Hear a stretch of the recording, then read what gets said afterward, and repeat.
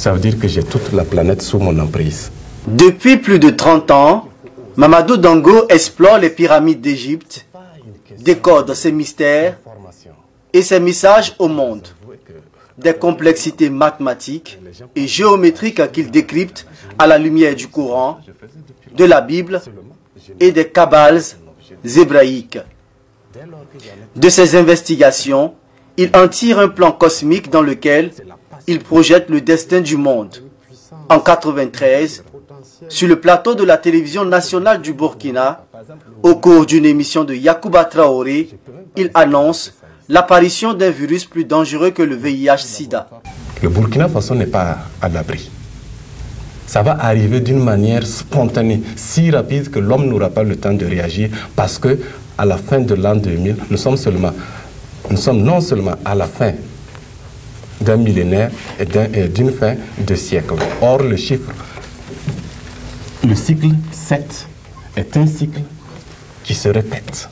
Ayant étudié de près, personnellement, la morphologie du virus du sida, je suis inquiété.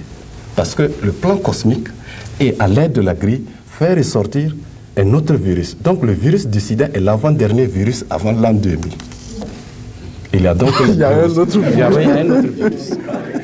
Le nouveau coronavirus, à l'origine de la fermeture du Vatican, de la Mecque et de la mise en quarantaine de pratiquement la moitié de l'humanité, serait-il le virus qu'annonçait Dango il y a 27 ans? La question est troublante pour le journaliste qui s'est entretenu avec le passionné des pyramides. Qui souhaitait passer à la télé parce qu'il a des révélations à faire pour les décennies à venir. Et ces révélations, c'était quoi? C'était notamment l'apparition d'un virus. Un virus, dans les années 90, on était en pleine période de sida.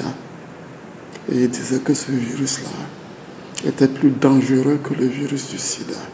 Et que ce ne sont pas, en fait, c'est pas de la prophétie. Ce sont des résultats de recherche qu'il a obtenus à partir de l'étude d'un plan cosmique. C'est pourquoi moi-même je suis troublé.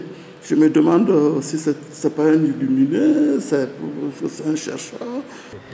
L'initiative de recevoir l'égyptologue dans son émission à l'époque crée la polémique et Yacouba Traoré est accusé par des chercheurs burkinabés d'avoir semé la panique. Certains chercheurs au niveau du CNRST qui étaient foncièrement contre les affirmations de Dango m'ont dit vertement que j'ai paniqué la population de Ouaga, du Burkina, tous ceux qui recevaient en tout cas la RTV à l'époque. Il y en a qui n'ont pas été du tout tendres. Dango, c'est un fou, c'est un illuminé.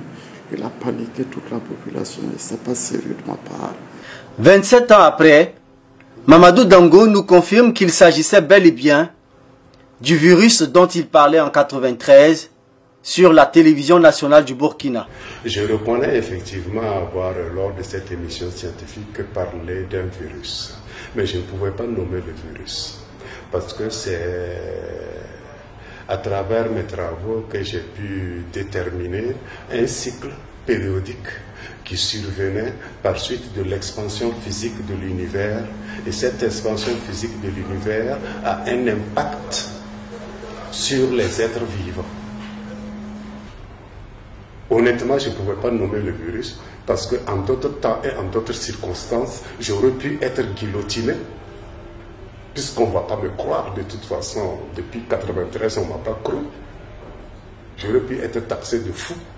C'est cyclique, il y en aura toujours. C'est en ces termes que nous annonce le scientifique l'apparition d'un prochain virus dans 11 ans. C'est cyclique. Il y en aura toujours. Il y en aura. Après celui-ci, le chiffre qui suit est de 38. Si on considère que c'est 38 ans depuis le 1993, nous sommes à 27 ans, n'est-ce pas? Nous verrons dans 11 ans ce qui va suivre.